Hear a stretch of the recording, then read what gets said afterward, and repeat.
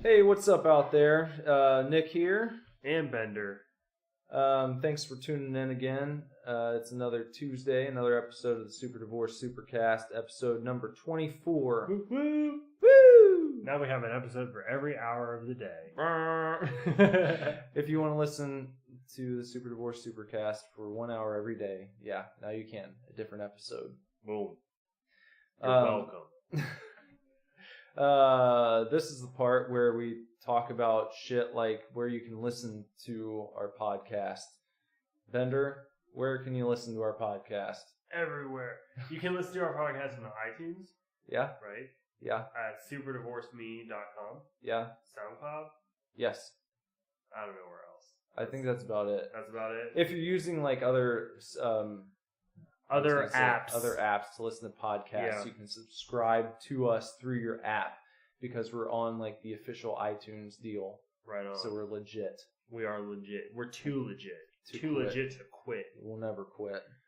We're not getting a divorce. But yeah, superdivorceme.com/supercast. Yeah, /supercast. And you can listen to us right there. Or you can go on SoundCloud and subscribe on SoundCloud or iTunes, like you said. And then, yeah, of course, we have a Twitter account at Superdivorce. Do you have a personal Twitter? No, I just use the Superdivorce one. Okay, because I don't have a personal Twitter either, guys. So if you're looking for us on Twitter, yeah, tough. Yeah, tough. You're gonna have to find me at least on Instagram and Facebook. Or if you want to go to Bender through Twitter, then you can just message me at Superdivorce. Yeah. And be like, hey Nick, I have a question for Bender. Yeah. Relay this shit, man, and then I'll have to do it. And then he will, and then I'll answer you, and then he'll relay the answer back. Yeah, because that's what we do. Because we're subservient. Or just find me on Instagram and Facebook. And also, if you're on Facebook, join the Divorce Club. Because I post in there sometimes. And I've been posting there more recently because we've had more stuff to release. Yeah. So there's this podcast every Tuesday and every Monday and Thursday night at midnight. Super Tokens, where I'm streaming live on Twitch, video games, in the Divorce Club on our Facebook page. Leading up to those shows, I will ask you which of 3 games you want me to play. You can vote, and then whichever game has the most votes by the time I head in to do the live streaming, that's the game I'll play. Yep. Tonight, I think I'm going to be playing Flora's Fruit Farm. Fruit Farm. So, we've got stuff going on. Yeah. And there's going to be more. Yeah. So, yeah. Check out our stuff now. Check out the stuff we have coming up. Twice now I've resisted burping on this recording. Do you still have one ready? No. Oh, okay. Sorry. Maybe on the outro. Yeah, we haven't even talked about this episode. We talked about Ratchet and Clank. We talked about Kesha. Yeah. We talked about Stranger Things. The struggles of trying to keep a D&D campaign going. Yeah. And we talk about broadswords. We did. The broadsword. HeroQuest. I think we're going to play Hero, or we're going to check it out. We're going to check it out. We can't play it tonight, but we're going to check it out. I just got a used copy in pristine condition. Maybe our next podcast can be about our HeroQuest experiences. Yeah. All right. Well, we'll let you guys get to the show. Okay, here's the show. Yay! Enjoy! We are not getting a divorce. We are not getting a divorce.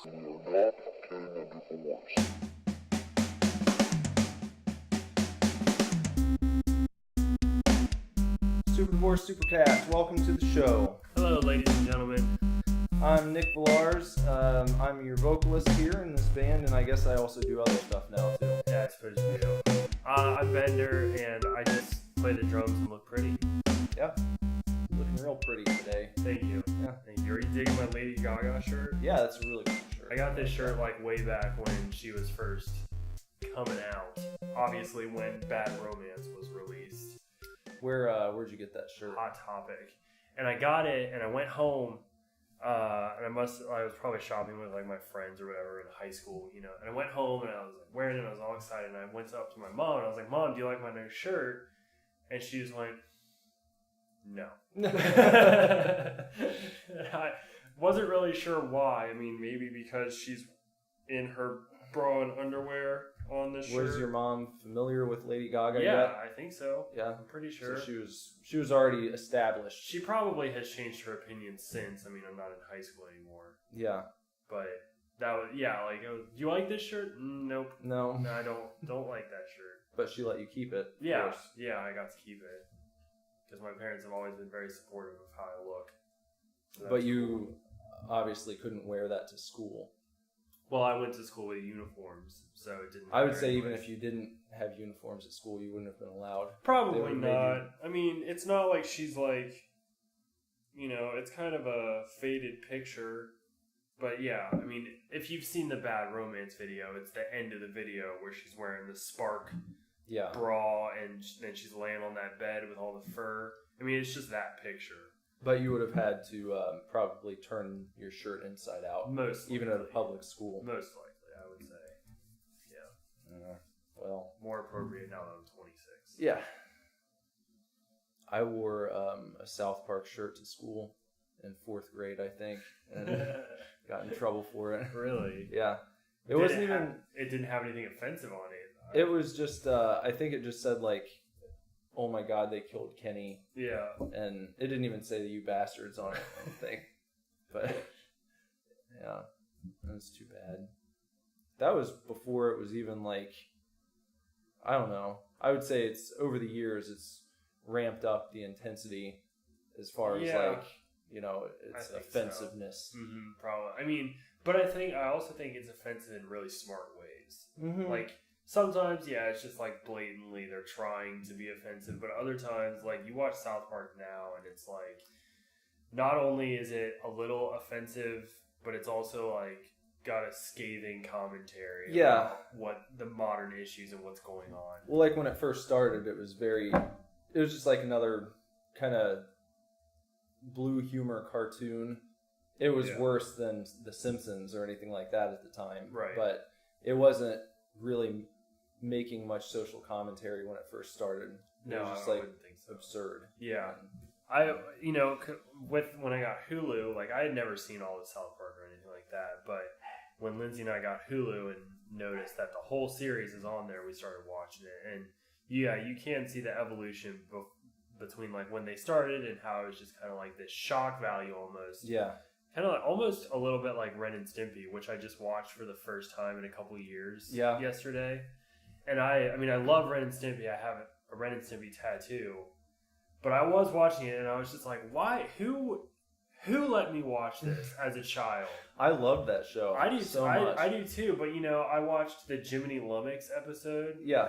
And there's the part where he's sitting on Ren's back and Ren says something mean to Stimpy and he hits him in the face with a guitar. And then, like, the guitar pulls away and all of Ren's teeth fall out and he has a bone sticking out of his eyeball and it's, like, snapped in half. And I'm just like, that's, like... Well, it was basically like they took the entire concept of Itchy and Scratchy and made a whole show out Yeah. of it. Yeah. but it was gross, Mhm. you know? Like, it never made me want to turn it off, but I mean, just like the detail in the drawings and stuff, you know, especially when it'll be like, there's certain scenes where you've got just like a freeze frame. Yeah. And it's just like, The exact picture when you say that is the episode where all of Ren's, where he gets all the cavities. yeah.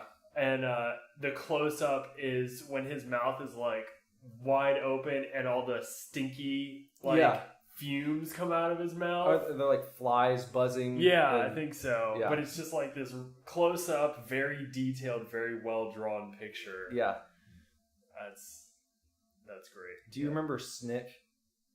Like the Saturday night Nickelodeon lineup?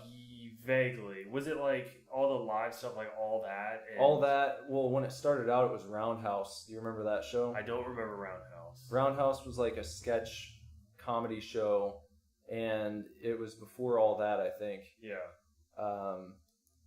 but it was in like a warehouse, if I recall correctly, and they had various sets that they would just kind of switch to as the show went on.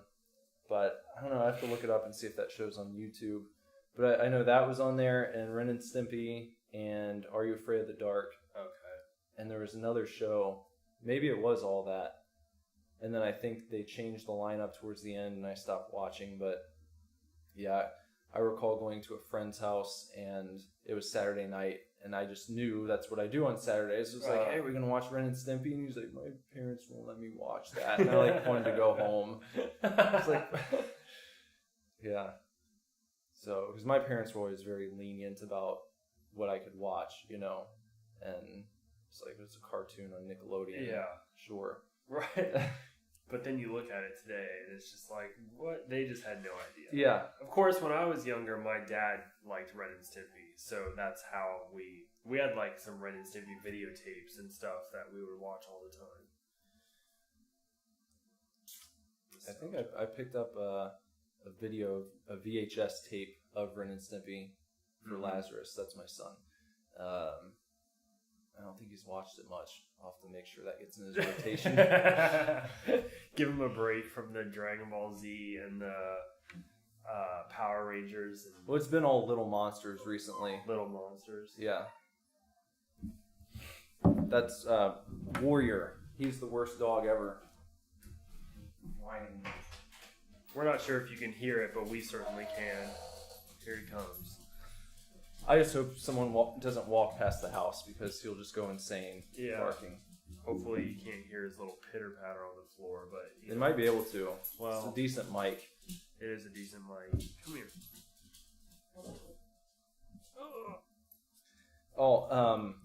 I know I wanted to bring up... We didn't get a chance to talk about it last time on the show, but you recently beat your first video game in a good while, right? Yeah.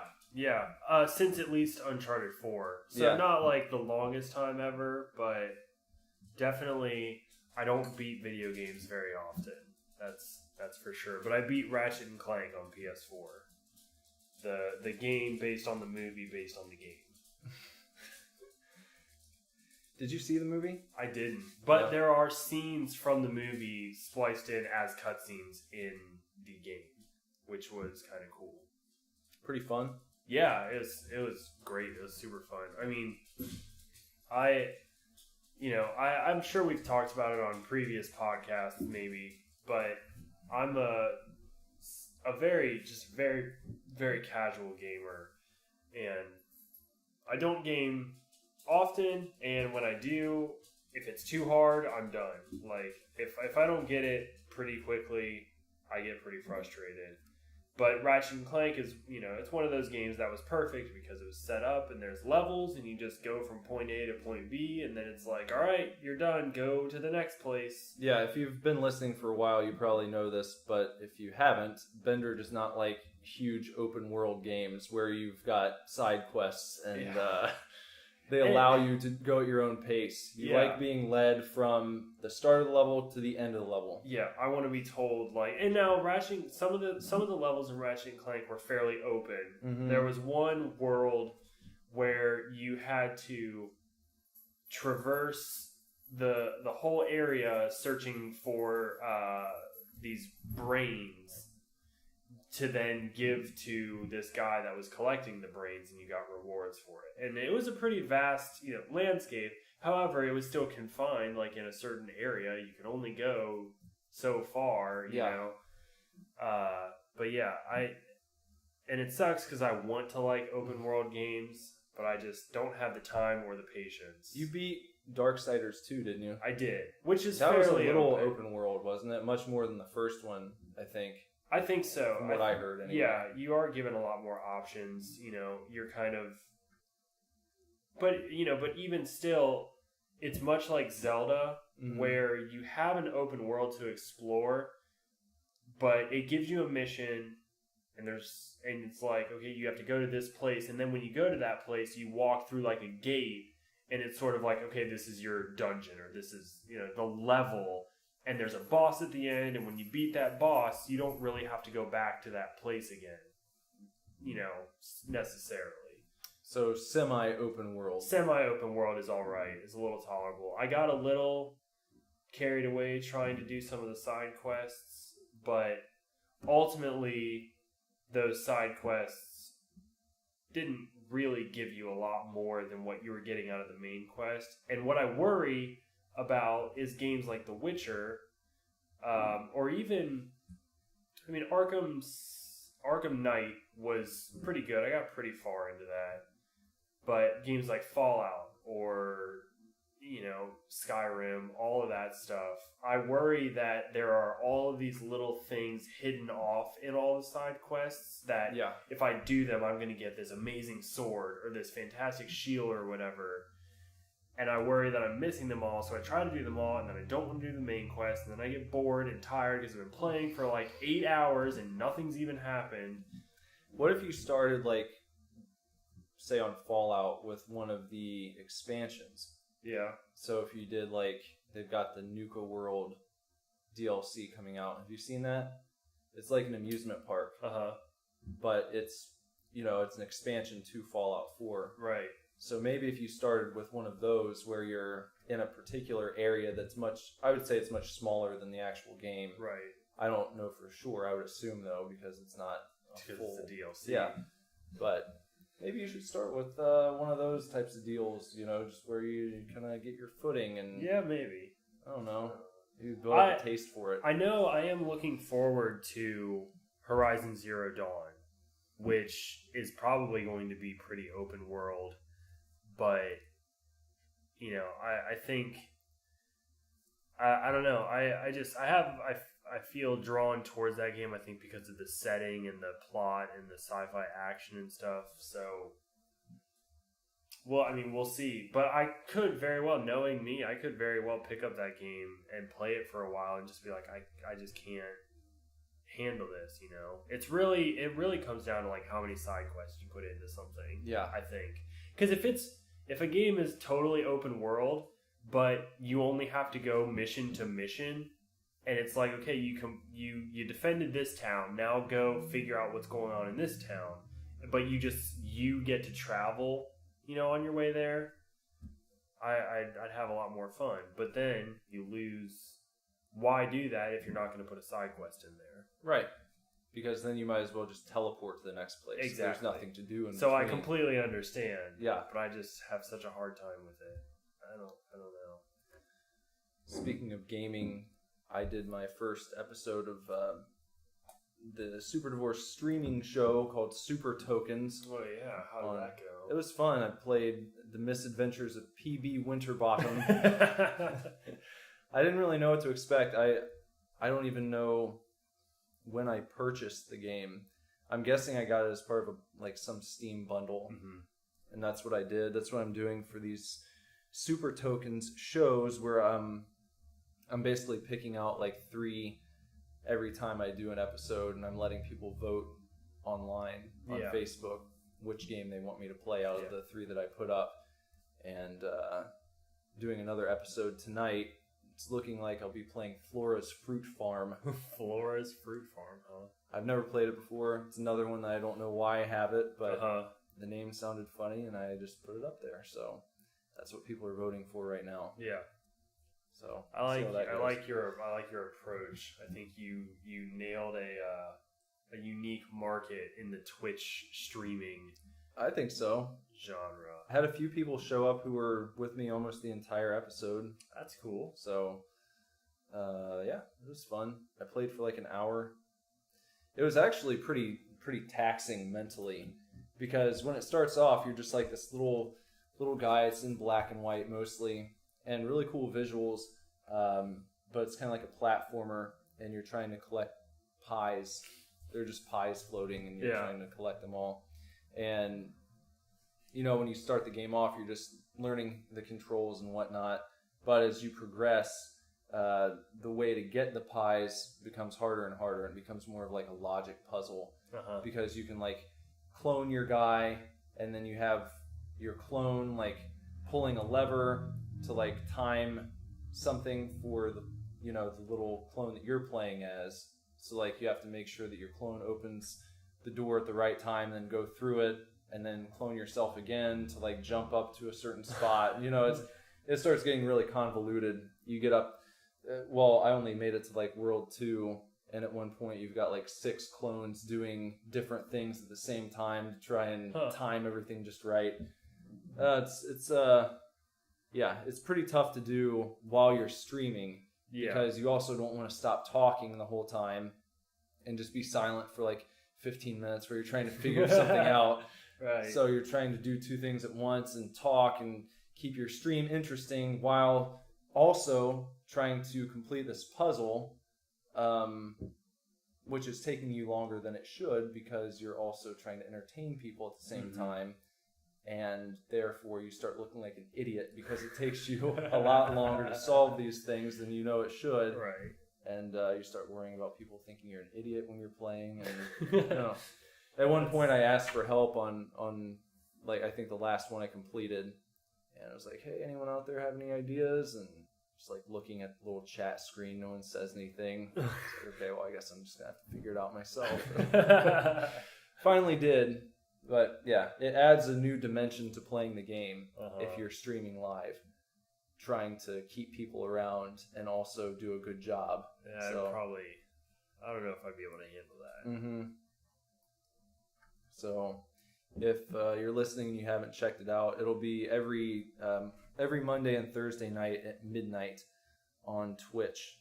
And if you go to superdivorceme.com /super tokens, you can find the link there, and then I also post multiple links leading up to it on Monday and Thursdays. So check it out. Love to have you along. You can talk shit and whatever you want to do. About how stupid Nick is for playing games and talking at the same time. Yeah. It's really a silly thing, isn't it? Yeah. How big like streaming has gotten. You just sit around and watch other people play video games. I remember when people first started watching Twitch, obviously because it wasn't very long ago. Yeah. But I thought it was the silliest thing. Yeah. It's like, really? You're just, wait a minute, let me get this straight. You're going online to a website to watch other people play video games that you probably own. And they're just like, yeah, it's awesome. Yeah, that's what I'm doing. That's right. That's exactly what I'm doing. Yeah. I follow this one guy, and he plays Assassin's Creed every day. Okay. Could you play it? Yeah. Do you want to? Like, is that why you're watching? I just love watching other people play video games. I remember, like, you used to get in trouble for that. Like, mom comes in the room, and your friend's sitting there, and it's like, are you letting your friends play? Yeah. It's like we're playing a one-player game. We're taking turns, you know, something like that. But now people just will sit and watch someone play games for fun. I don't get it. I still don't get it, you know? I guess, I mean, some people I understand, like, the reasoning is, say, their parents won't buy them a PS4. So they go on Twitch or YouTube and they watch someone playing a game that they want to play and kind of live vicariously through them. I suppose. But to me, it kind of seems like their business model could have been that they were marketing to, like, all the gamer girlfriends that always say, like, oh, I don't play games, but I like to watch my boyfriend play. Yeah. Like, that's what Twitch's market could have been initially. Yeah. Somebody was like, hey, you know how, like, your girlfriend just likes watching you play? Like, what if we made a website where they could just watch everyone play? All the time. All the time. Any game they can think of. I bet you so many chicks would want to watch us play video games.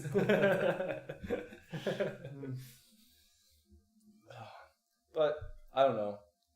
It's fun. I bet it is. I think it'll be a cool thing as, you know, as it moves along and more people start joining in. That's what I'm waiting for, is to look over at the chat and see people talking and interact with them. It'll make it a little more interesting, but, you know, whatever. If someone wants to just lurk and watch me play games and be creepy, that's fine too. It's like, it's the internet equivalent to, like, watching somebody play from a closet. Yeah. They can see me, like, they can see my face, you know, but I can't see any one of them. They're just creepy. Yeah. What else? How was your concert the other night? Oh man, it was special, I would say. The other night, let's see, what's today? Thursday? Yeah. Right? So Tuesday night, my lady and I went to Bogart's in Cincinnati and we saw Kesha and the Creepies. And Who are the Creepies? The Creepies, okay, so as you may know, Kesha has been going through a lawsuit for the last 3 years against her producer. Yeah, I remember talking about that when we were recording the last album at Moon Ranch. I remember discussing there had been some breaking news, I think, concerning her case. think at the time, when we were recording the album, I think the breaking news might have been that the courts denied her plea for early release from her contract. Yeah, I think that was it. Right. It's like right around this time last year. They basically said that her producer had invested too much money to lose her or something like that. And that it wasn't fair to him because he invested so much money. I think it was to Sony is what they said. Something because like that. There was no, I guess they didn't have enough, concrete evidence of what she was saying to overturn her contract. They were worried if they overturned it, it would set a precedent that would allow other people in a similar spot to make stories up without any physical evidence or any reports or anything. That's what I heard anyway. So, it's just been hell. And as far as I know, that claim was denied, but her producer and the label head is still awaiting trial for the actual sexual assault claims, and he's awaiting trial in California, whereas the contract hearing was in New York. Right.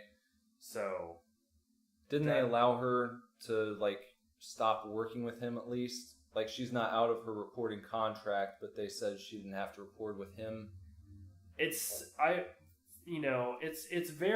hard because you get a lot of reports from a lot of different places. And so I'm trying to follow this case as closely as I can, but sometimes you do end up getting conflicting reports. And there's not a lot of,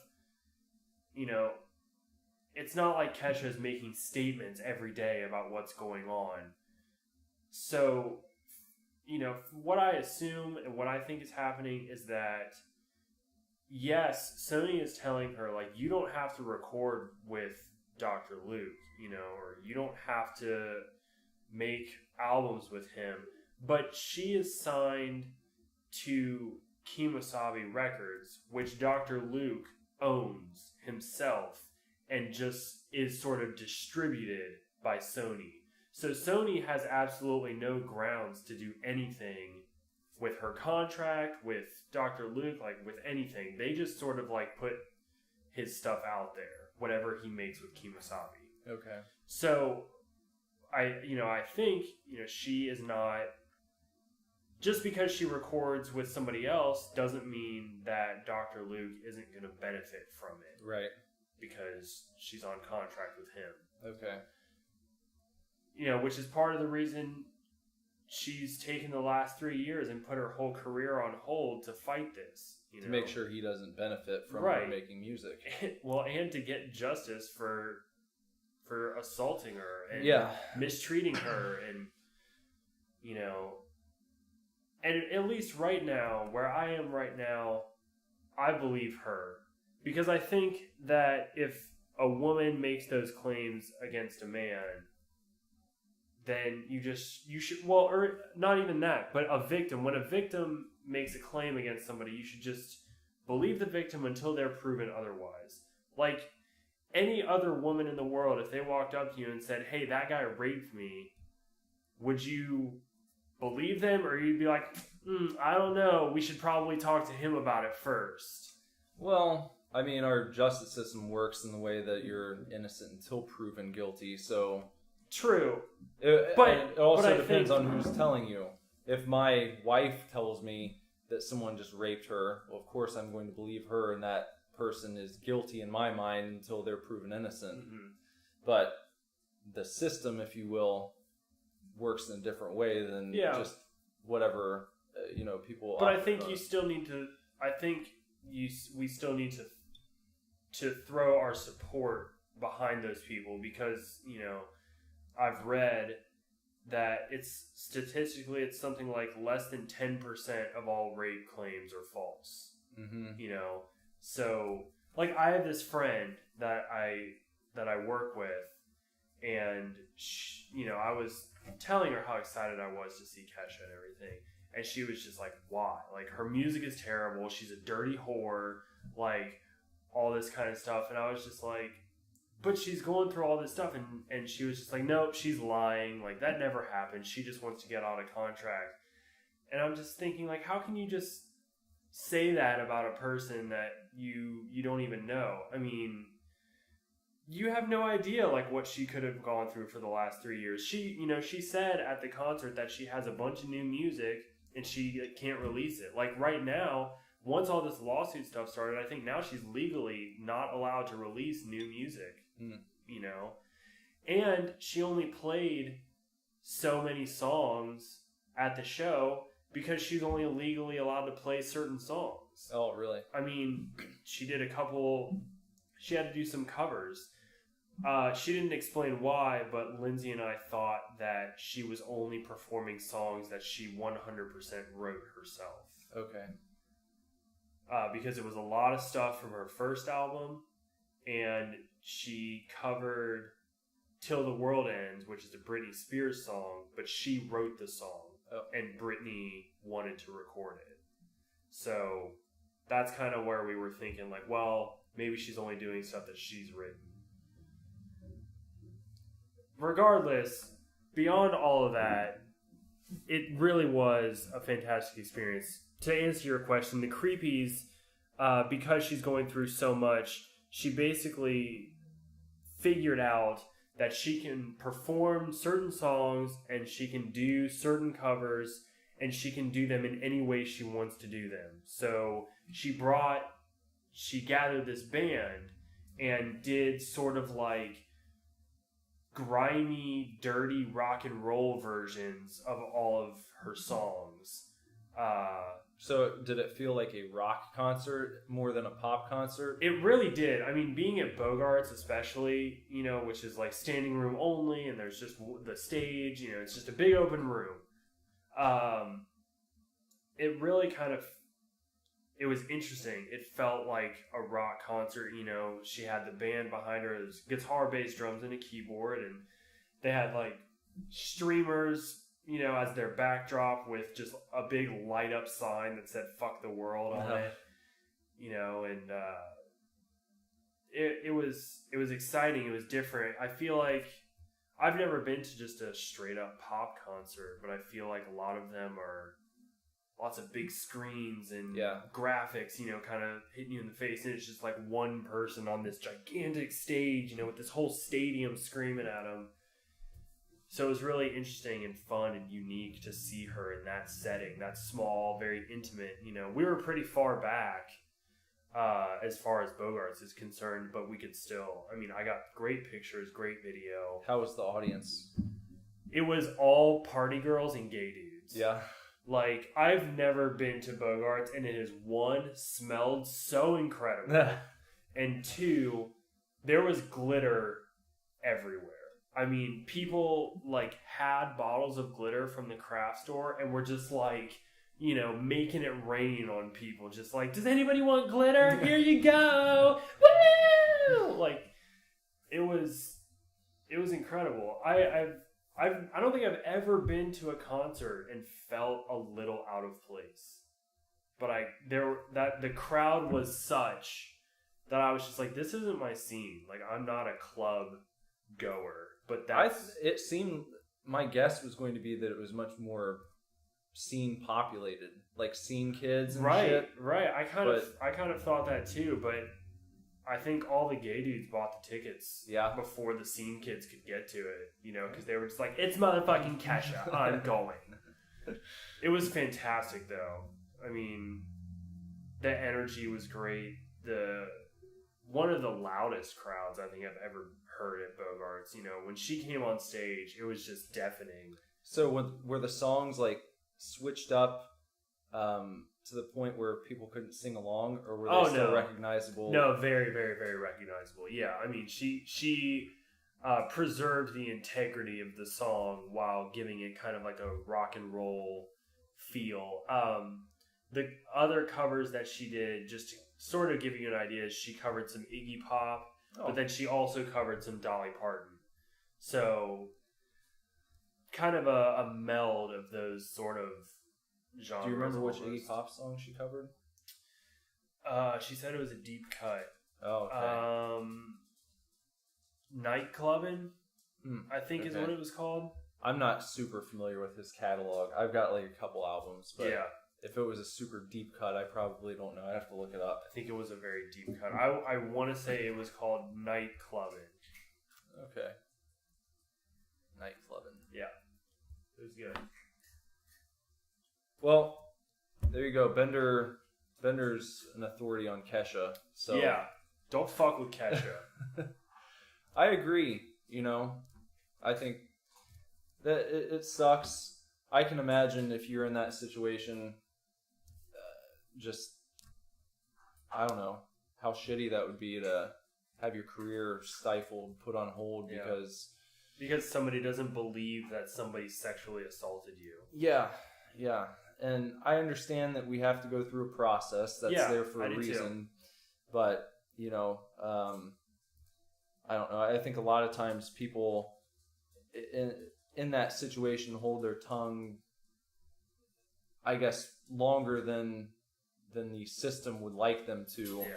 But I understand why they do it. There can be a lot of trepidation, hesitation before coming out with something like that, because, you know, if you lose, that can be your entire livelihood thrown under the bus. You know, just because maybe this guy that you're bringing charges up against has more money than you do. Yeah. And we all know that our system is not perfect. We all know that if you have enough money, you can pretty much get your ass out of any court case, you know, any charges brought against you. So I understand that's definitely a shitty situation for her. And I definitely hope that she's able to get clear of that dude and get on. I just want to, it's the possibility or the thought has totally entered my mind that she could just be trying to get out of contract. I mean, people do things, you know. But my stance is that I'm going to support her as the victim until something happens to where it's like, nope, didn't happen, and the courts rule that way, or it comes out that she was lying or whatever. That's what I mean about, like, I think it's something that society should kind of get behind. It's like, you don't want to just support them 100% all the time, no matter what the other guy says. Yeah. It's just like, I'm just going to stand behind her until it's like, nope, she wasn't really raped. She was lying about it. Well, if something came out like a recorded conversation where she's like threatening him on the phone, where it's like, well, if you don't do this, I'm going to tell everyone you raped me or something like that. Yeah. You know, where you can't deny that she's being a shit. But until at this point, it's up in the air, and you're going to fall on one side or the other. You can't remain absolutely neutral, I feel like. So, because if you remain absolutely neutral in a situation like that, it looks like you're a supportive rapist. Like, it looks like it's okay if a guy with a bunch of money assaults a girl because they're a celebrity, and you're just like, well, they're a celebrity and she's a slut, you know, because that's what her music is about. Like, I would say you don't necessarily need to call for anyone's head right off the bat, you know, but you can be like, oh, you're bringing these charges up. I hope that if that really did happen to you, that justice is served and he gets what's coming to him. Exactly. You know, and we'll let the sort of nature of the thing take its course. The problem is when people jump the gun and they convict someone outside of court, you know, and start badgering people before the process has had time to take place, you know, before all the facts have come out and such. But, you know, there's nothing wrong with throwing your support behind someone and hoping that things turn out well for them. Yeah, I think she's wonderfully talented. I'm not going to sit here and be like I've been a fan of Kesha since day one, because that's not true. But I have certainly enjoyed it, and you know, and then when all of this sort of came to light, it was very much like I don't want anybody to have to go through that, you know. But if I can throw my support behind her because her story is so big, because she is such a, you know, star, then like I'm going to. And so getting the opportunity to see her, especially with all of this going on and not really knowing if she's going to ever tour again or ever release new music or anything like that, it was, I'm not going to sit here and be like it was the best concert I've ever been to, but it was special. I think it was unique, and it was. Did you see anything that we should work into our stage show? Should we plan to have lots of glitter? She did bang a drum that like was pre-set with glitter, so when she hit it, just like exploded glitter everywhere. Maybe you can do that. Yeah, that was pretty fun. That was exciting. Or I had talked about like the different color like powders. Yes, like the neon powder and shit. That would be cool too. If your drums exploded with neon powder every time you hit them, that would be pretty awesome. I'd be into it. They shot some like confetti, you know, the air cannons and stuff. It wasn't terribly over the top, I would say. It was almost kind of subdued, really, you know, but it was just it was kind of this interesting and slightly weird sort of version of everything. But it was great. It was an awesome experience, you know. Well, I guess if you're looking for a sweet pop show to go to and Kesha's in town, then Bender gives it a thumbs up. Yeah, I give it a thumbs up. Good luck, though, because this tour is limited and it's selling out fast, as far as I know. Wait, you know, we bought one of the tour shirts, and there's only something like 13 dates listed on the back. So, you know, that's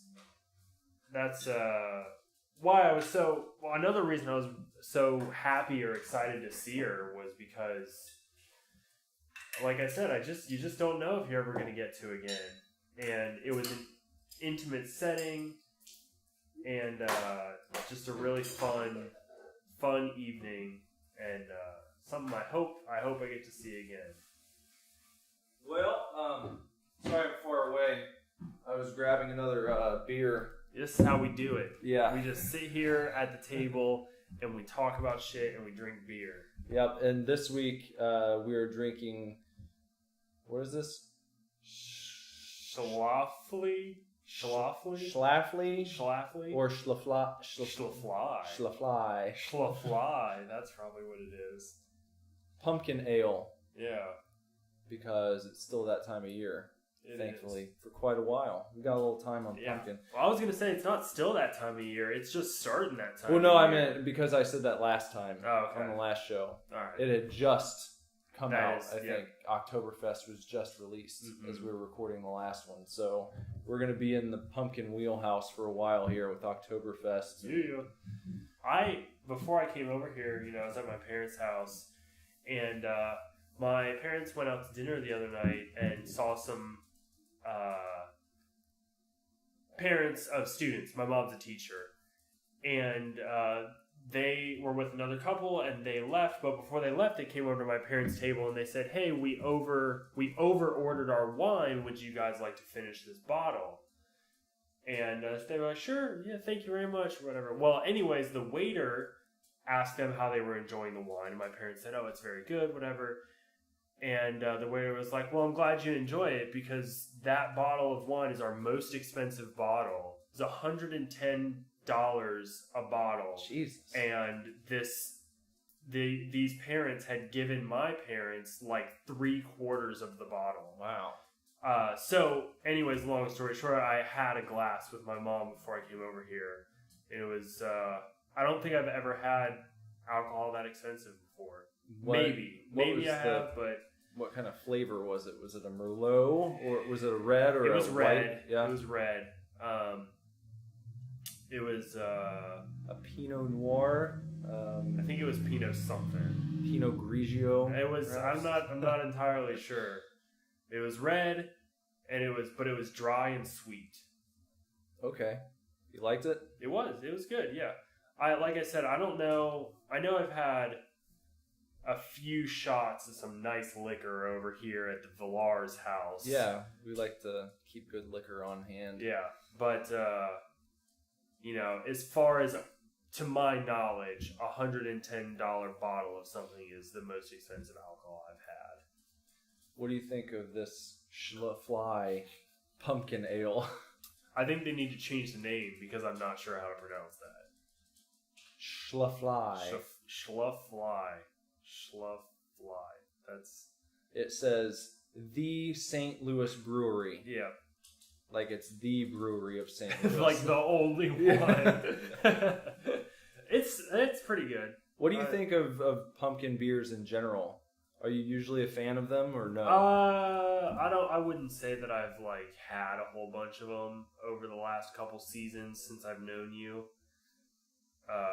I feel like, okay, well, I'll say if I hadn't met you, if we weren't where we are right now, I probably wouldn't drink pumpkin beer. But I wouldn't go to the store and be like, I'm going to try that, But since you know me, would you now? Yes. I mean, could you possibly see yourself at some point in the next few months seeing this and being like, oh, I had that one night, I should get a bottle of yeah. Maybe. Yeah. If the mood hits you. If the mood hit me, yeah. But I this season, we really go for that Witch's Brew wine. Yeah, that is good. And I think I have to thank your wife for that one. But it's one of those, like, it's cheap. Yeah. Not an expensive bottle of wine, but it's good. Yeah, it's delicious. It doesn't have to be expensive. Lindsay is very obsessed with that Witch's Brew. We'll buy 3 and 4 bottles at a time, which sounds like we're just at home getting plastered, every night, but that's not the case, But they probably have it at Kroger now. I will have to check. We need to go grocery shopping. I'm sure if it's there, she'll find it and we'll buy it. Well, I'll give this pumpkin ale a thumbs up from Schlafly. I'll give it like a thumbs 3/4 of the way up. Okay. It's kind of... That's fair. I like it because it's not like super overly pumpkin-y. No, it's not. Some of them are like really intense with the pumpkin and it's too much and it's annoying because that's all you can taste. It's like you're not drinking beer anymore. Yeah. But this is good. I like it. It's a nice subtle pumpkin flavor and I think it has a pleasant packaging. It's got nice artwork. It has, I like it. Yeah, very, I don't want to say retro, but I think that the style of it is, it is retro, but it's not retro like 80s retro. It's very like throwback. It's more like 30s or 40s retro. Yes, that kind of retro. Yeah. Super old school. It's very cool. It's a nice looking bottle of beer. If you're curious, it's spelled Schlafly. Schlafly. It's easier to say if you just kind of like slur it. Schlafly. Yeah. I feel like it's a name that they came up with when they were drunk. Like, let's just... Why don't we just call it Schlafly? What? Schlafly. All right. That's fine with me.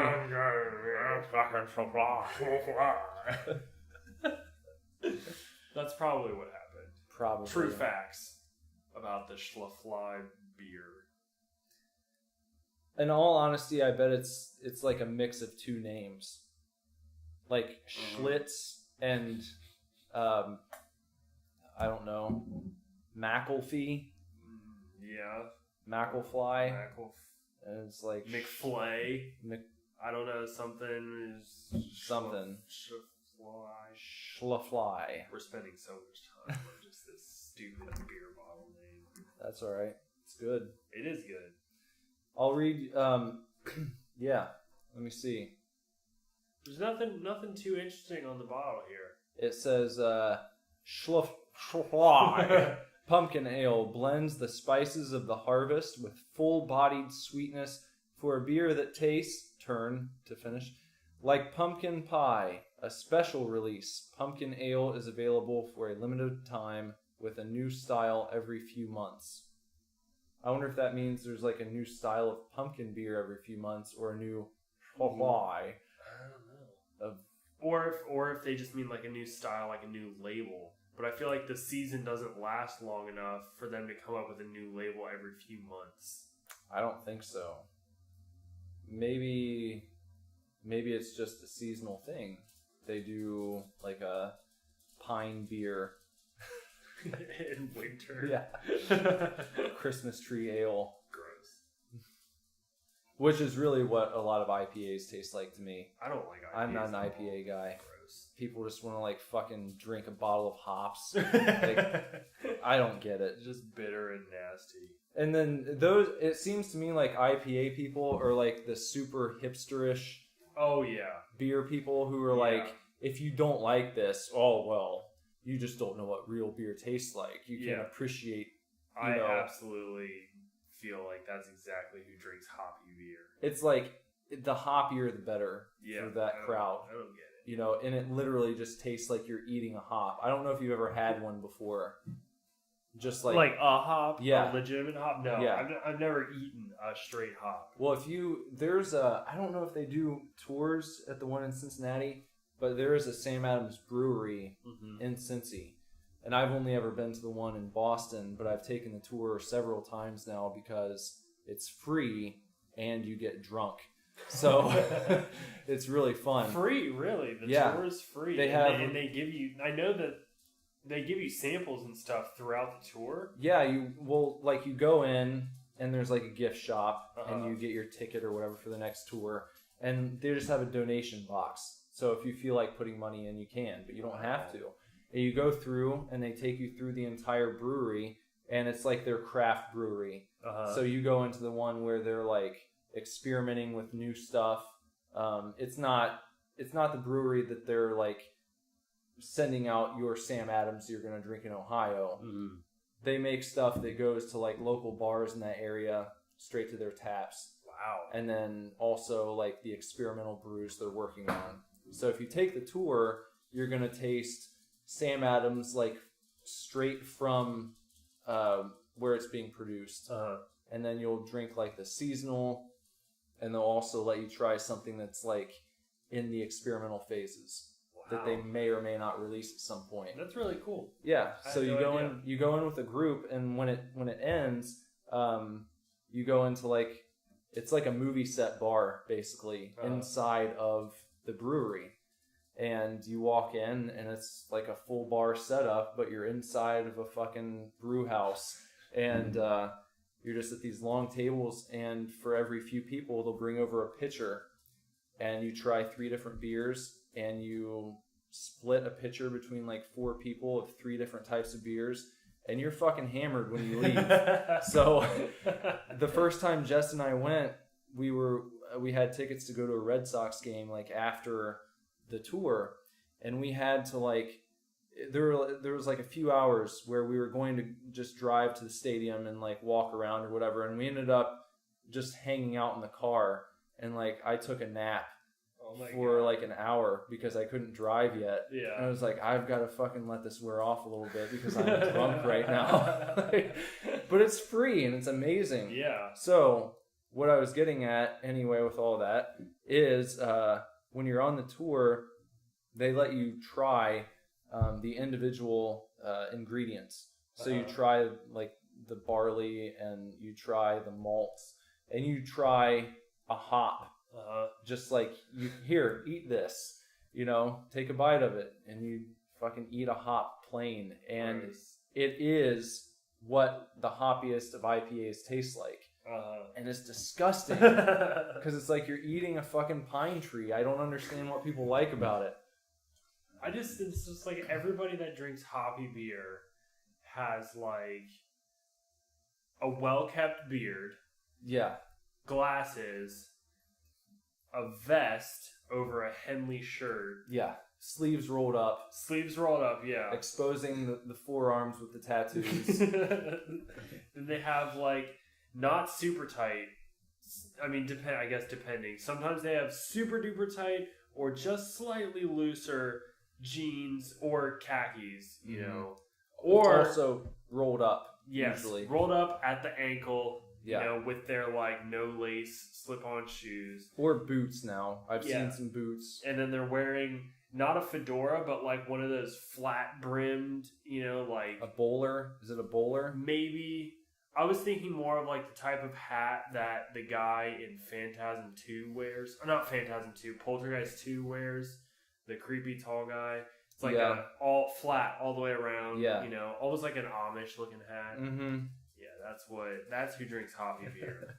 Hardcore. Those are the IPA people. They have an anchor tattooed right Yes. next to their eye on Yeah. their temple. Yeah. Yeah, or like an anchor teardrop. What do you think that means?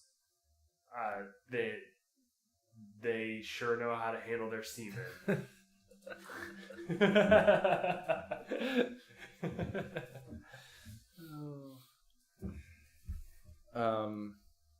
Fucking, yeah, IPA people. No thanks. No thanks. I like malty lagers. Mm-hmm. That's what I like. I like them to be smooth and heavy. So some people, and I can stomach the like the Pilsner, the lighter type of beer, you know. But I'm not sure I have a type of beer that I'm like hardcore, you know. If it's this kind of beer, I'll drink it. yeah, I feel like I have varying tastes. I mean, I don't drink a lot of craft beer too often, but, you know, I love me some Rolling Rock, but I love me some Guinness too. So, yeah. basically, if it's a beer with, you know, if it's not hoppy, I'll probably drink it. I feel like it's a corporate word, drinkability. Uh-huh. But I understand it. Mm-hmm. If a beer has good drinkability, that's a big plus. I don't want to have to struggle to like whatever beer I'm drinking. I like to know. drink beer and feel slightly refreshed afterwards. Yeah. In the sense that like if I like beers that I feel like if I worked a hard day and came home and drank that beer, I would feel better. Well, there are also beers for different seasons. There are, yeah. I want to drink Land Shark in the summer, and I'm more likely to drink heavier beers in the winter, I think. I prefer Leinenkugel's Summer Shandy in the summer. Although this whole past summer, I didn't drink a single one. Not one? Not one. But, you know, then again, it's not like I go out all the time. We were talking about hops, and it's a good segue here to Hopper. I wanted to talk about Stranger Things. Yes.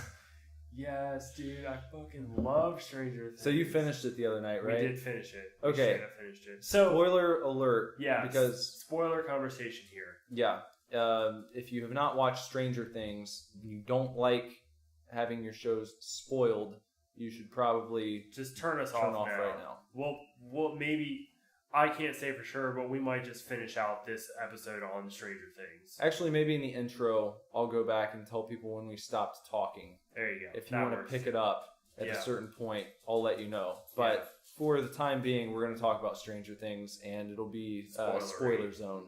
So,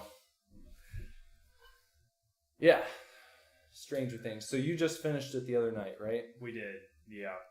I messaged you, and you told me you were watching the last episode, and I was like, well, I'm going to let you go because yeah. you need to watch it. We were, I think when you messaged me, Hop and Will's mom were in the Upside Down. Okay.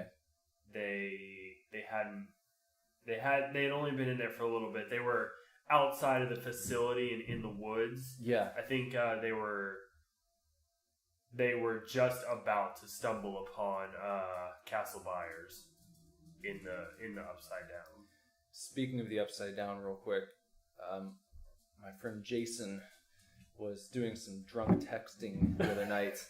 He texted me some nonsense, and the next day he apologized to me, and his explanation was that he was in the Upside Down when he was texting me. So, I mean, yeah, it's pretty good. So we thought that was a good new term for being just drunk off your ass. You're in the upside down. Yeah, that's great. Actually, I'm gonna start using that. Yeah. If I drink like 2 more beers, I'll be in the Upside Down. Yeah. What do you think of just the show in general? I mean, I think you said it was like up there with True Detective. For me personally, it's like True Detective and Stranger Things are the 2 best television shows. I mean, and now True Detective season 1.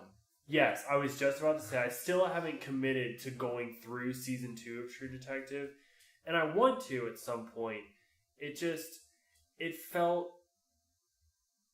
even though the first season kind of just like tossed you in, and it was like, okay, this one thing happened. Here we go, have fun.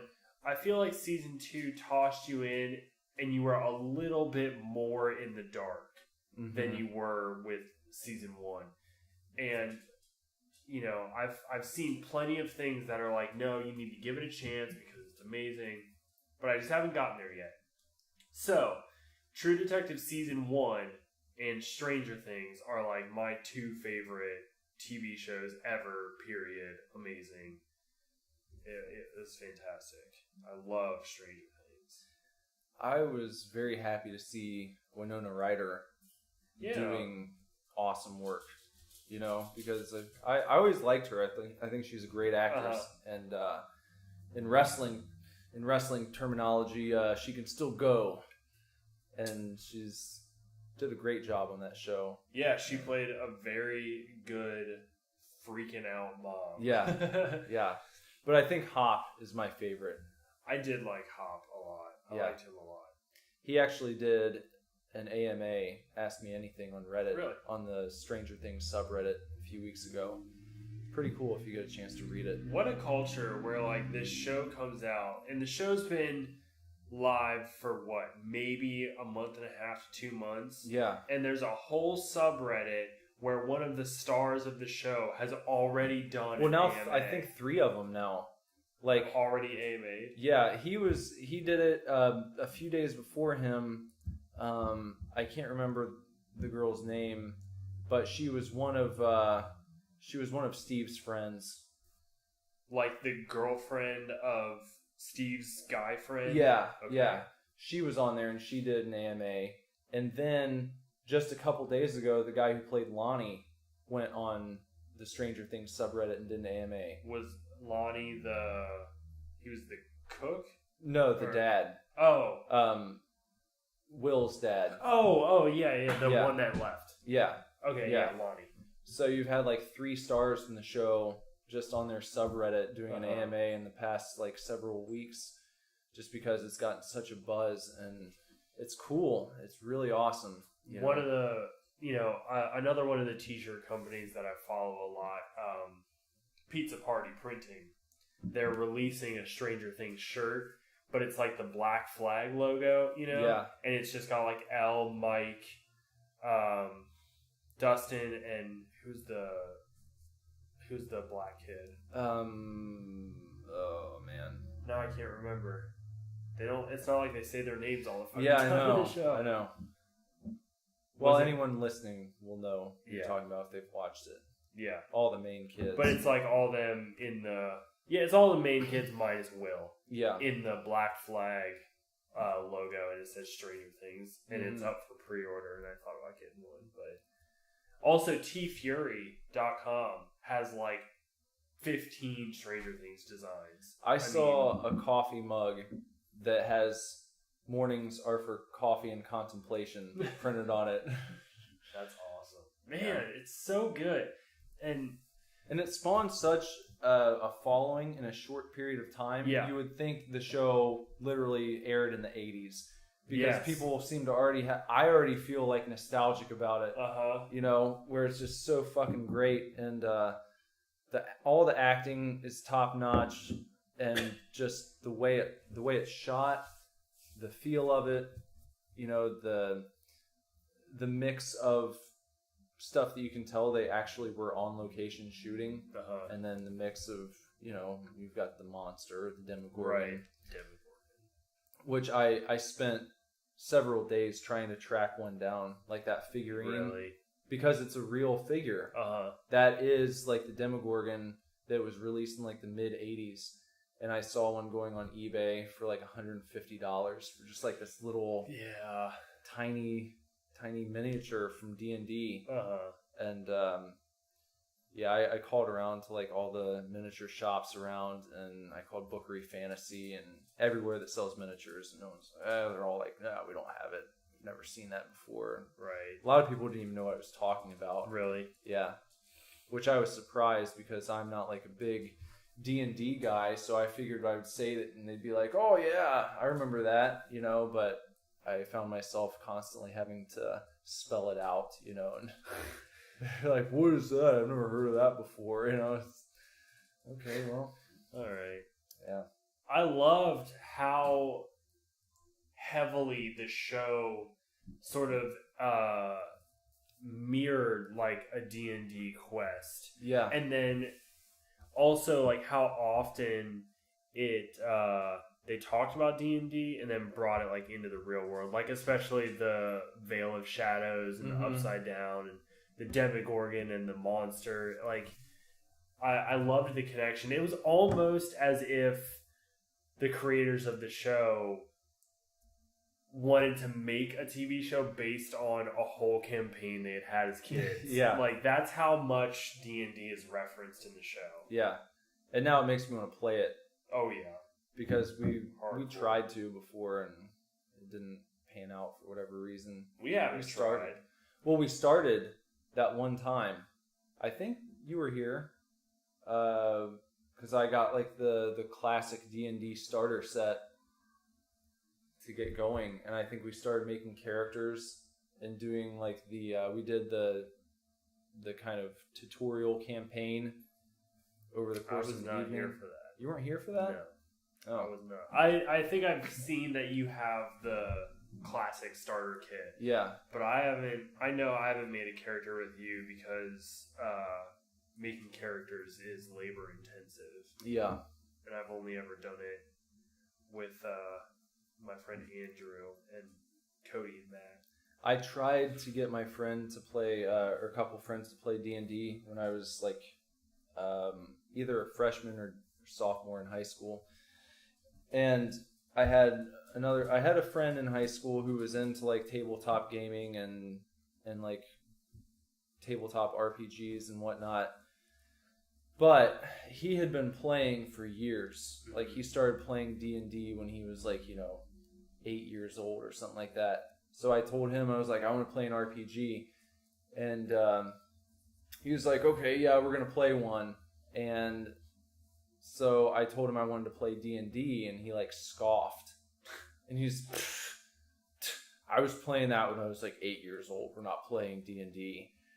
And he made us play a game called Ninjas and Super Spies, because that's like what he was into. It was like the more advanced, he was like super hipster about it. He's like, D&D fucking noobs, So I remember creating a character with him and my friend Kyle, and we never actually started a campaign or anything. We just went through the character creation and then never came back to it. And I was just always bummed out that we never actually got to start playing D&D, because he sent me home with like the Ninjas and Super Spies handbook and all this stuff. And it was like, I want a fantasy setting. I want to play with wizards and monsters and fucking demons and stuff, And so we never... It's odd about D&D because the whole premise of D&D, you would think like, games like Skyrim and Witcher and all that stuff really emulate all of the themes from D&D, where you can really do whatever you want. There's side quests, all that kind of stuff. And it's weird that like I really dislike those kind of games. Yeah. But in D&D, I am just hardcore. Like, I want to do this and I want to do this. And I remember the last campaign that I played, my whole like overall goal was with my character, I wanted to basically be Darth Maul. So like I eventually acquired like a double-bladed sword. And I wanted to like gather rubies and like have a witch imbue the rubies into my blades so that it would glow red. Like that was my whole. I had this whole huge plan about like what I was going to do with my character. And it's odd that like playing D&D, you know, on paper and stuff when you can't see anything. There's no visuals along with it. It's all in your mind. Versus like playing a game where you can actually do that kind of stuff and have it play out in front of you. But I hate it. I hate the games. I love D&D though. But you don't want your D&D campaign to be over with quickly, do you? No. Are you like pissed off when the quest takes a turn and it's like, we're not doing the main quest, god damn it. Let's get back to the task at hand. Like no, like if something happens, you know, I'm just like, fuck, we gotta finish this and then we gotta get back to like what we were doing. Like I've never finished a D&D campaign.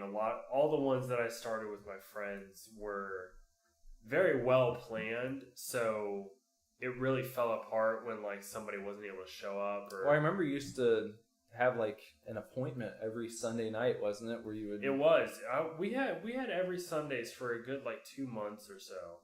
You know, where we did a campaign, the same campaign. Yeah. And it was exciting, but you know, it's really difficult to just get. We had probably 6 or 7 people in our group. You know, a DM plus 5 to 6 players. And it's hard to coordinate that all the time for months and months to continue the same campaign. Yeah. Which sucks. Like, that's the downside of D&D, is that it's so amazing, but you really have to commit. And I feel like I would have been able to if I was younger or something. And it's hard when you're, you know, an adult trying to find that time with all of these other people. So you never used miniatures or anything in your games? For a time, we did, because I think we were playing with my friend Jordan once, who's really like a friend that I met through Cody, and I think Jordan had miniatures and he brought them a couple times. He was our I think he was a barbarian, but he had some miniatures. Speaking of the barbarian, you've seen... And the broadsword. Yeah. That was like all I asked for my birthday. I told Jess I wanted HeroQuest. And she got it for me. Did she really? Yeah. So my God. It just got here yesterday. So I've got I have the original HeroQuest. Oh my God. I want to play HeroQuest. We were talking about maybe trying it tonight. Oh so my God. It looks so fun. It was amazing because I found it on eBay. I found the listing. I was like, okay, this is the one. Because when I first told her I wanted HeroQuest, she started looking up. She was like, these are like $400 or $500 for a HeroQuest now because they don't make them. You know, they haven't produced them for years. Yeah. So you're getting a game that hasn't been out since like the early 90s. And, you know, most of these listings I saw, for the ones that were in a price range that was reasonable, what we're looking to spend, you know, it's like $100, $150, and it's like you look at it and the description says, well, missing these pieces, and the board's torn, the box is beat up, and, you know, the figures have been painted, missing 5 orcs, missing the barbarian, missing the wizard card, you know, all this stuff. And then I saw a listing the other night, and it was like $150, and it was like in pretty much pristine condition. It had everything. Yeah. And it had like 11 people watching it, and I was like, this one. It's not going to be here in the morning if we wait. And she was like, okay. That's awesome. I mean, hell yeah.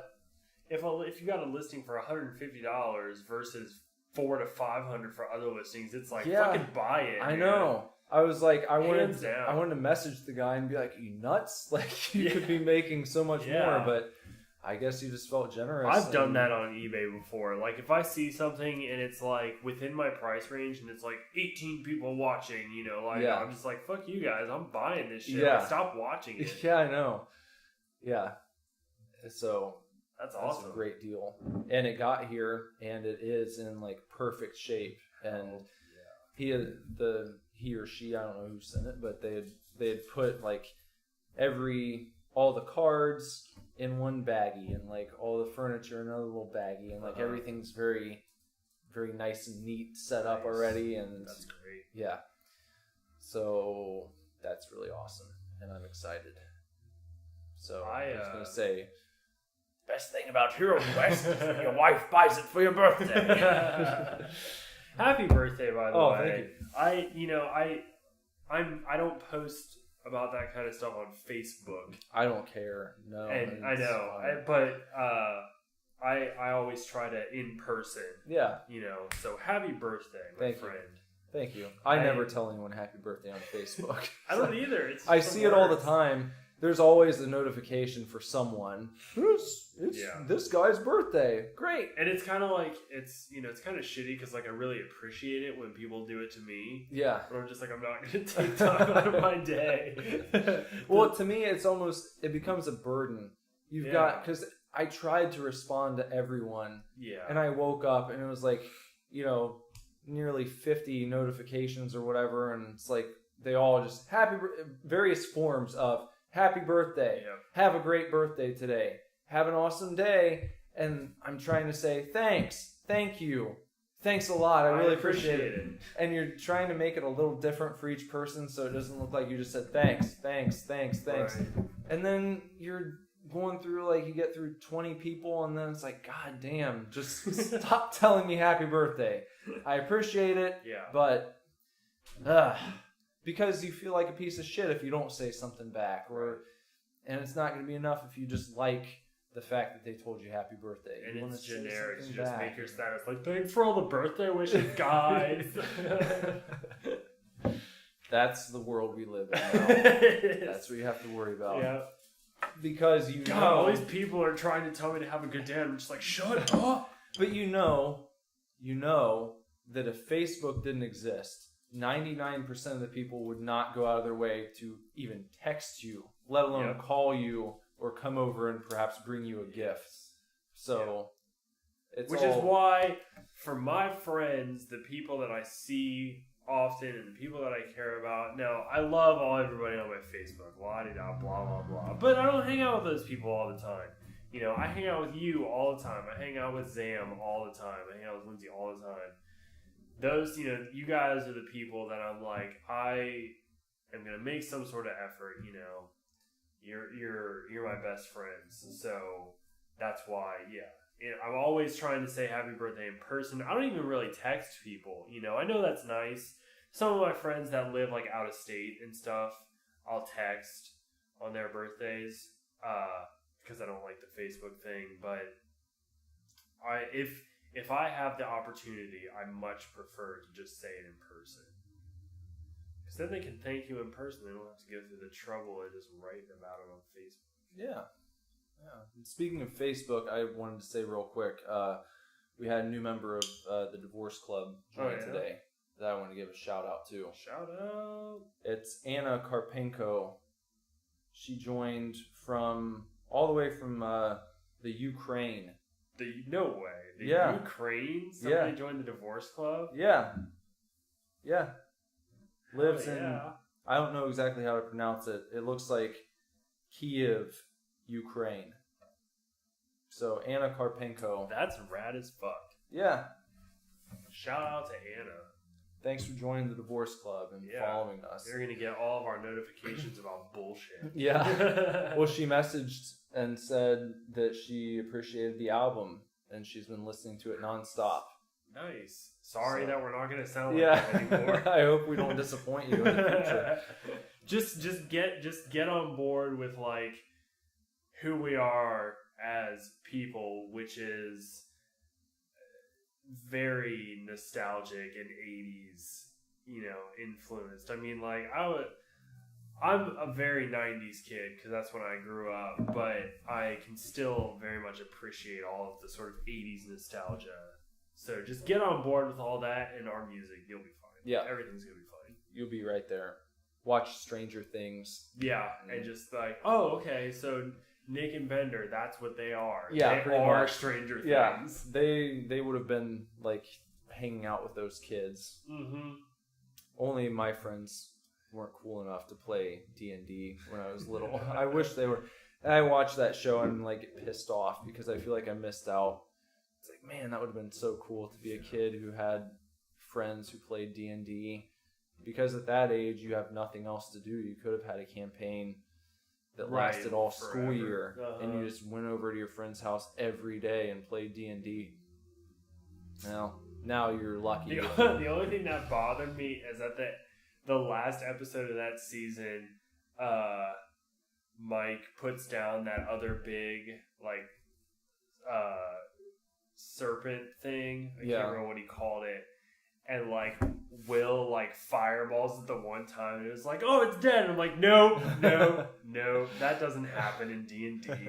You don't just fireball something and it dies. Well, you don't know what his character was like. I guess I don't know how high level his character was. He might have put all of his, could have put all of his stats into attack power or some shit. Yeah, and fireballs specifically. And fireballs. Just so he could go through like yeah, just maybe eviscerating people left and right. I feel like now I'm obligated to spoil the show because I don't think we mentioned any spoilers when we were talking about Stranger Things. Do you think 11 is still alive? Yeah, I do too. Yeah, good. I think so because it seems pretty obvious because Hop gets in that car at the end. Yeah. And then after he gets in the car, it shows him putting the Eggos in that box in the woods. Yeah. So, like... What do you think he went in the car for? Why do you think they made him do that? Did they take him somewhere and they were like, here's what you are allowed to talk about? I don't think it was what are you allowed to talk about. I think it was they want to know what the Upside Down was like. Mm-hmm. Because they sent somebody in there and he didn't come back. Yeah. So I think they wanted to interview him as like, okay, what did you see? What is blah, blah, blah. They wanted to get the most scientific description they could from Hop, and it would have been suspicious to take Will's mom. Yeah. So they chose Hop. But then I think during that they may have also said something about 11, which is why he's keeping food for her. I liked the fact that I had to flip-flop on Steve several times because I didn't know. It's like, this guy seems like a douche. Yeah. And then he does something and he seems to redeem himself. And then he does something else and it's like, well, fuck him. And you didn't know exactly. That's what I liked about the characters. There was a lot of depth to them. Yeah. They weren't just like necessarily filling a cookie cutter role. Right. They seem like real people where they do some things that are shitty and then other times they're just like being heroic. Mm-hmm. Steve wasn't that generic, sleep with Nancy to get another notch on his belt, but play the nice guy. Yeah. It was like he played the nice guy, but then they still slept together. And then it was kind of like, he was struggling with like, okay, now I really like this girl, but she's kind of not the type of girl my friends would pick for me, So like, what am I supposed to do about that? How am I supposed to, my feelings are conflicting with my popularity, so to speak. Yeah. And I was really, I'm not going to say that I was happy that she ends up with Steve. I just think it was I thought it was interesting. I thought after everything her and Jonathan went through, it was interesting that she still ended up with Steve. But because there's so much depth in those characters, it kind of makes sense because he changed a lot throughout the show. Yeah. And really proved that he wasn't just with her just to sleep with her. Yeah. Well, I think I got a little bit of a, I don't know, foreshadowing of that when he goes over to her house for the first time, and it seems like he's only there to like talk her into sleeping with him. And then when she stops the scene ends, I believe, with him kind of being like, okay, well, I hope you study now. And he really does. Yeah. And it seems like she appreciates that. Nancy appreciates that a lot, so you see that there is more there. Whereas that stereotypical role, the guy might have failed getting the home run, if you will, scoring. When the girl shuts him down, he just like hop out the window and be like, "Oh, you don't know what you've lost, chick," Exactly. But he stayed and he actually helped her study like he said he was going to. So right. There's a little glimpse of the depth that his character had, where maybe he was a little bit more than you thought he was going to be when you first met him. Mm-hmm. Just the typical jock, cool guy. So, but yeah. Every character in that show, I think, is written with that level of care. Yeah. Where do you think it's going to go with Will? Because he puked up that slug in the bathroom. Yeah, I had a feeling something was going on at the end. I mean, when they said, because unfortunately, I waited long enough to watch it that I started seeing articles on Facebook about like season 2 is going to be a continuation and la-di-da. So, they have to give you something. But when they brought Will back and, he goes into the bathroom and he pukes up that slug, I was just like, oh, man. Like, what does that mean? What are you going to do? Yeah. I don't know if that means that, okay, now there's just a new monster. Mm-hmm. Or are there more of those things inside of him? Like, how many did it implant when he was hooked up to that? Is it going to be another Demigorgon? Is it going to be something else? Yeah. Because I don't know if you remember this, but when they're in the Upside Down, I did see like an egg. Yes. Yeah. He examines it. Hop examines it. Yeah. Uh-huh. So I was wondering, is it that like, because I couldn't remember exactly how the aliens worked from, the Alien movie series. I know that they had the capability of implanting something directly in a person and having it burst out of their chest. Mm-hmm. Obviously, that's a famous thing from the Alien movies. But then there are also the eggs, famously in like Aliens. Right. So I don't know. I think the eggs breed the face huggers, and the face huggers breed the xenomorphs. Okay.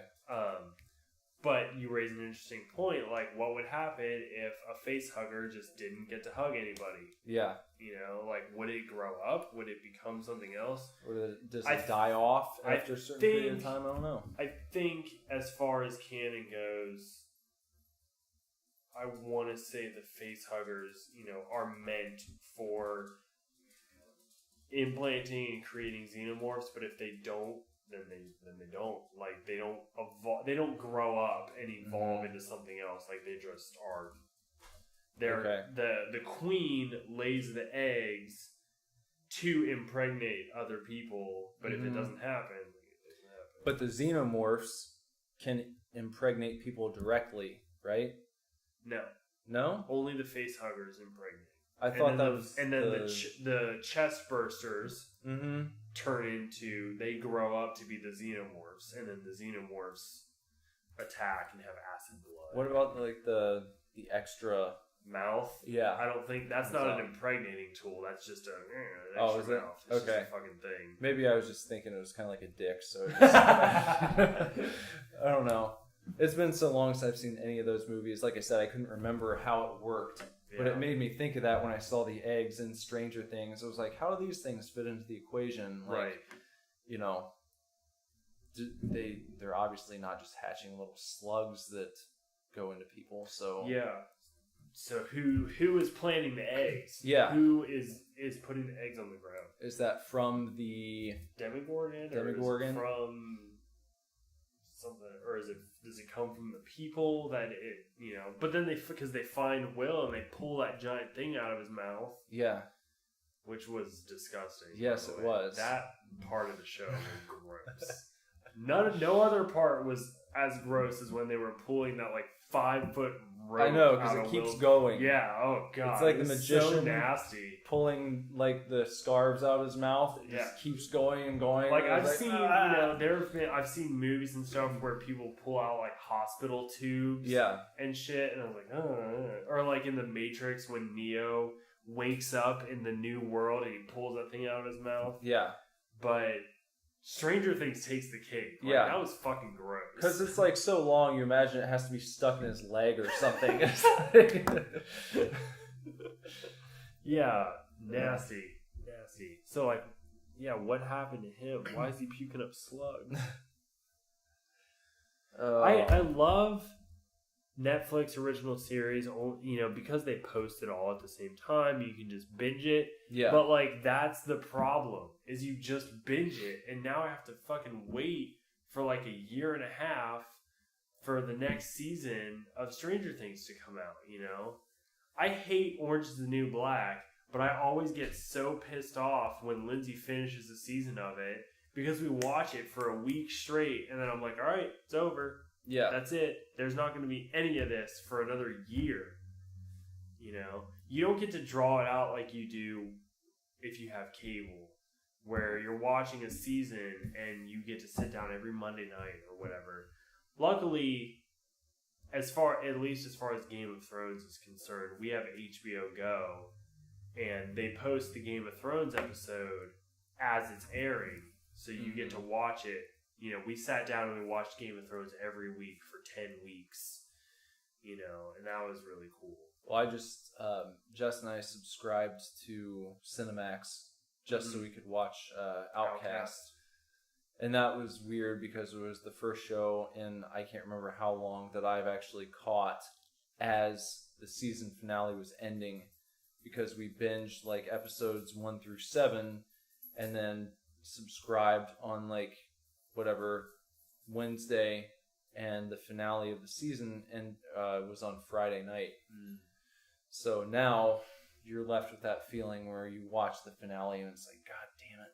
Yeah. Now nothing, and it's there's not even a season 2 announced. I assume there's going to be one, I but hope so. But it's almost especially with Outcast, you kind of have to give that comic time to come out, because I think the latest issue is only issue 19. Yeah, I want to say. Mm-hmm.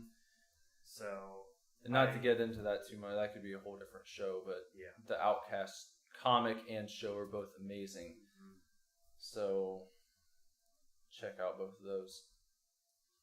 I still need to watch Ash versus the Evil Dead. Me too. That is the one show that I'm and there's a new season of that coming out. Yeah, exactly. In October. Season 2 got announced, so it's why have I not seen season 1 yet? Yeah.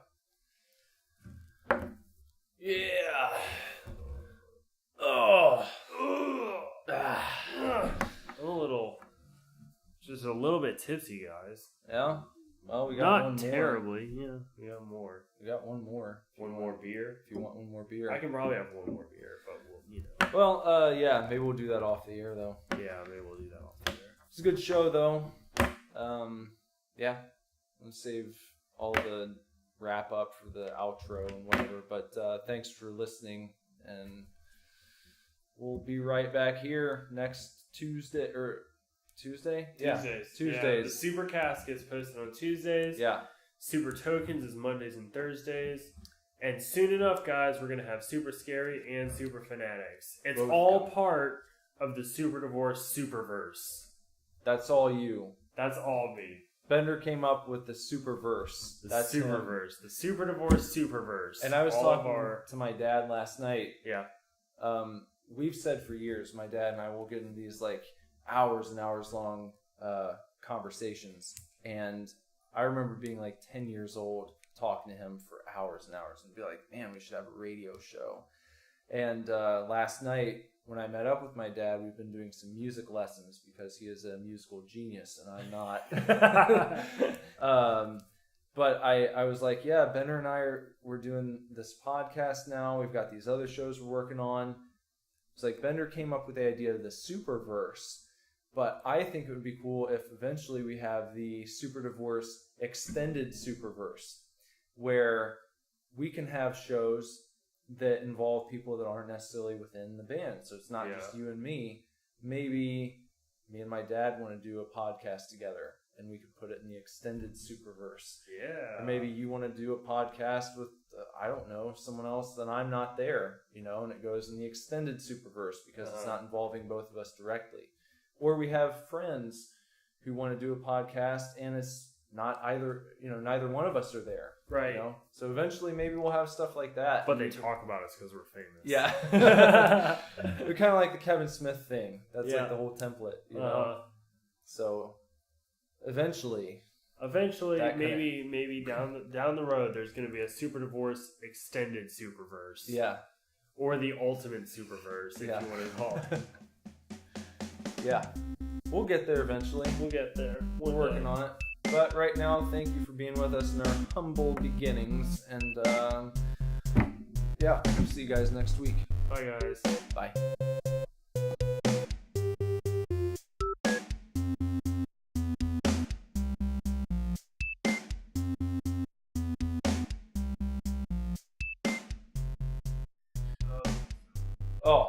Hold on, I was just doing this. Oh, this is the outro. This is the outro? Yeah. Oh. Show's over now. But I have to pee. Well, we'll make it quick. No, I guess we'll finish the outro real quick. Okay, here we go. Thanks for listening. Yeah, thanks for listening to our podcast. The funny thing is we just did the intro, but you listened to probably over an hour-long podcast, and now you're hearing the outro. But we were literally just doing the intro like a few seconds ago. We've done it all. That's Nick's stupid dog, Warrior. He's the worst dog. If you guys could hear that. I hope you couldn't, but you probably could. You probably could. But anyway, thanks for listening, and we're going to talk about cool stuff next week, next Tuesday. Join us again. Probably more broadswords. More broadswords. And also, Super Tokens. Watch me stream games on Twitch Monday and Thursday at midnight. And this show every Tuesday. Yeah. For now. Because there's more coming. So we're probably going to have... Wouldn't it be awesome if we had a show come out every night of the week? Yeah, it would. We should probably... Because we have 2 more shows waiting in the wings. Yeah. We could release them on Wednesdays and Fridays. Yeah. And boom. Every night. Every night, every week, we got a new Superdivorce, Superverse, something coming out. We can do it. I'm sure we can. All right. Sweet me. Yeah! Yeah. All right, guys. We'll see you next time. Bye. Bye. Superdivorce.